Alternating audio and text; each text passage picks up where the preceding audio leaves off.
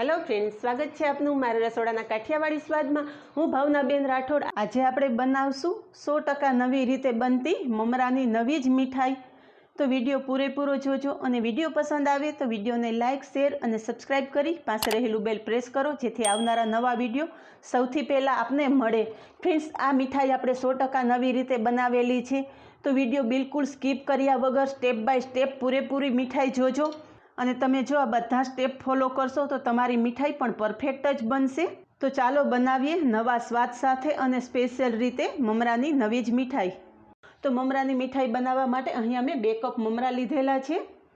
પહેલાં તો મમરાને પીસી અને ફાઇન પાવડર તૈયાર કરી લેવાનો છે, જેના માટે એક મિક્સર જાર લીધેલ છે અને બધા મમરા આપણે મિક્સર જારમાં લઈ લેશું અને મમરાનો એકદમ સરસ ફાઇન પાવડર તૈયાર કરી લેશું।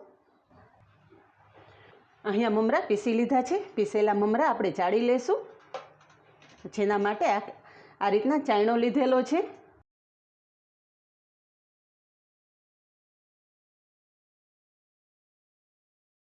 આ રીતે મમરાનો પાવડર ચાળી લેવાથી આપણે ફાઇન પાવડર તૈયાર થઈ જશે।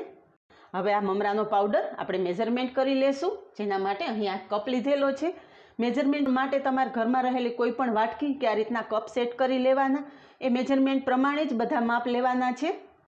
તો આપણે 2 કપ મમરા લીધેલા, મમરા પીસાતા 1 કપ પાવડર તૈયાર થયેલો છે।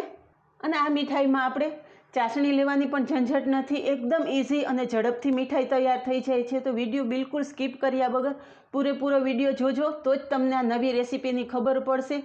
અને ફ્રેન્ડ્સ, આપણી ચેનલ ઉપર અલગ અલગ પ્રકારના ભજીયાની રેસીપી અને સ્વીટની રેસીપી મૂકેલ છે। હમણાં જ મેં ટોપરાના મેસૂબની રેસીપી મૂકેલી, તો તમને લિંક ડિસ્ક્રિપ્શન બોક્સમાં આપી દઈશ। આગળની પ્રોસેસ ગેસ પર કરશું। તો આપણે 1 કપ મમરાનો પાવડર થયેલો છે, 1 કપ મમરાના પાવડર સામે પોણો કપ ખાંડ લીધેલી છે। પોણો કપ ખાંડ સામે પોણા કપથી થોડું ઓછું પાણી લઈશ। આ ખાંડની આપણે ચાસણી નથી કરવાનું, જસ્ટ ખાંડ ઓગળે એટલી વાર જ આપણે ગરમ કરશું, એટલે આ મીઠાઈ એકદમ ઇઝીલી તૈયાર થશે। જો પહેલી વખત જ તમે આ મીઠાઈ બનાવતા હશો તો પણ તમારી મીઠાઈ પરફેક્ટ જ બનશે। નાની નાની વાતોનું ધ્યાન રાખવાનું છે, જે સ્ટેપ બાય સ્ટેપ હું તમને આગળ જણાવતી રહીશ। હવે આપણી ખાંડ ઓગળે ત્યાં સુધીમાં જેમાં મીઠાઈ સેટ કરવાની છે એ ટ્રે કે પ્લેટ તમે ગ્રીસ કરી લેવાની છે। તો હું આ રીતના કેકટીનમાં મીઠાઈ સેટ કરીશ। થોડું ઘી નાખી અને ગ્રીસ કરી લેશું। આ પ્રોસેસ મીઠાઈ બનાવતા પહેલાં કરી લેવાની, જેથી મીઠાઈ બન્યા પછી તરત જ તમે આ ડબ્બામાં ટ્રાન્સફર કરી શકો। તો બધી બાજુ સારી રીતે ગ્રીસ કરી લેશું અને ગ્રીસ કરેલો ડબ્બો સાઈડ પર રાખી દેશું। અહીંયા તમે જોઈ શકો છો કે આપણી ખાંડ પણ એકદમ સરસ ઓગળી ગઈ છે।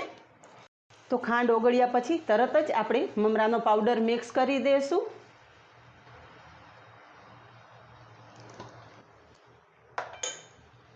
ફ્રેન્ડ્સ, બધી જ મીઠાઈમાં અલગથી લોટ શેકવો પડે છે, ચાસણી અલગથી કરવી પડે છે, પણ આ મીઠાઈમાં આપણે કોઈ જાતની અલગ પ્રોસેસ નથી કરવાની। માત્ર 10 જ મિનિટમાં આપણી મીઠાઈ તૈયાર થઈ જશે।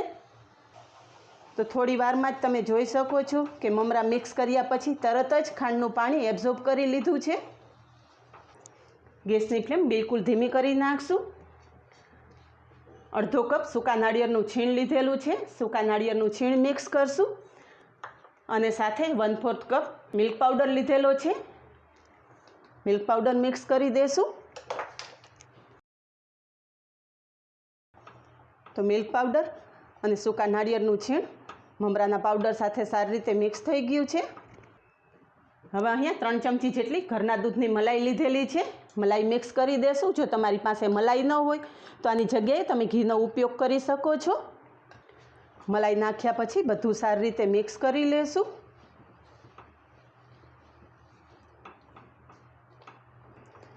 જેમ જેમ આપણી મલાઈ ઓગળવા માંડશે તેમ આપણું મિશ્રણ થોડું પાતળું થશે।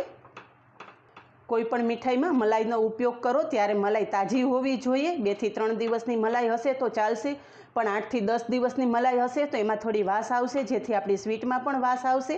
એટલે હંમેશા તાજી મલાઈનો ઉપયોગ કરીને જ મીઠાઈ બનાવવાની। આ રીતે થોડું પ્રેસ કરતાં બધું મિક્સ કરતું રહેવાનું છે।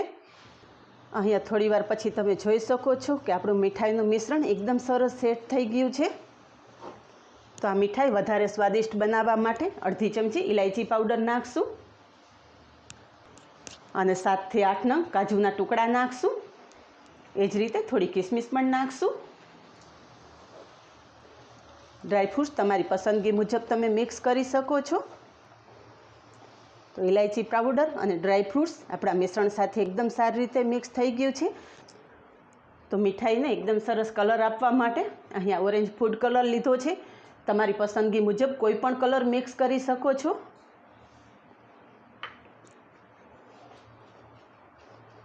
તો ફૂડ કલર આપણે તૈયાર થયેલા મિશ્રણ સાથે સારી રીતે મિક્સ કરી લેશું. અહીં આપણો ફૂડ કલર મિશ્રણ સાથે સારી રીતે મિક્સ થઈ ગયો છે. ગેસની ફ્લેમ બંધ કરી દઈશું. તો તૈયાર થયેલી મીઠાઈ આપણે ગ્રીસ કરેલા ડબ્બામાં સેટ કરી દઈશું. તો ડબ્બામાં મીઠાઈ નાખ્યા પછી ફ્લેટ તળિયાની વાટકીથી પ્રેસ કરી દઈશું. મીઠાઈ ડબ્બામાં સેટ કર્યા પછી અડધીથી પોણી કલાક સુધી મીઠાઈ ઠંડી થવા દેશું, પછી જ કટિંગ કરશું. તો હવે તમે જોઈ શકો છો કે આપણી મીઠાઈ એકદમ સરસ ઠંડી થઈ ગઈ છે. તો મીઠાઈ અનમોલ્ડ કરી લેશું. તો મીઠાઈને પહેલાં તો ડબ્બામાંથી સાઈડ કટ કરી લેશું અને પછી મીઠાઈ અનમોલ્ડ કરશું.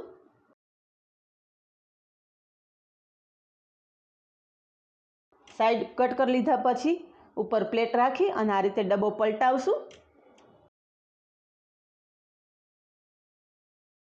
તો તમે જોઈ શકો છો કે આપણી મીઠાઈ આરામથી અનમોલ્ડ થઈ ગઈ છે. હવે મીઠાઈ કટિંગ કરી લેશું.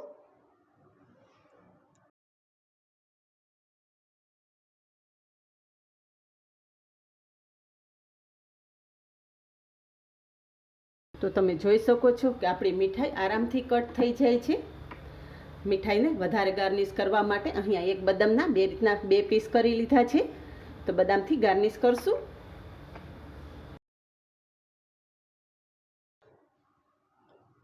તો મીઠાઈને ચેરી, નાળિયેરના છીણ અને બદામથી ગાર્નિશ કરેલ છે. ગાર્નિશિંગ માટે તમે કોઈ પણ ડ્રાયફ્રૂટ્સનો ઉપયોગ કરી શકો છો કે એમનેમ સિમ્પલ પણ સર્વ કરી શકો છો. મીઠાઈ તમને કટ કરીને બતાવી દઉં. તમે જોઈ શકો છો કે એકદમ સોફ્ટ એવી આપણી મીઠાઈ તૈયાર થયેલી છે. તો જો તમે પહેલી વખત બનાવતા હશો તો પણ આ મીઠાઈ તમારી પરફેક્ટ જ બનશે અને ઘરમાં નાના મોટા બધાને પસંદ આવશે. તો એક વખત તો ચોક્કસ આ મીઠાઈ બનાવજો અને મને કમેન્ટમાં જણાવજો કે આપને નવી રીતે બનેલી આ મીઠાઈ કેવી લાગે છે. આજે બસ આટલું જ. મળીએ નેક્સ્ટ વિડીયોમાં. ત્યાં સુધી બાય. Thank you.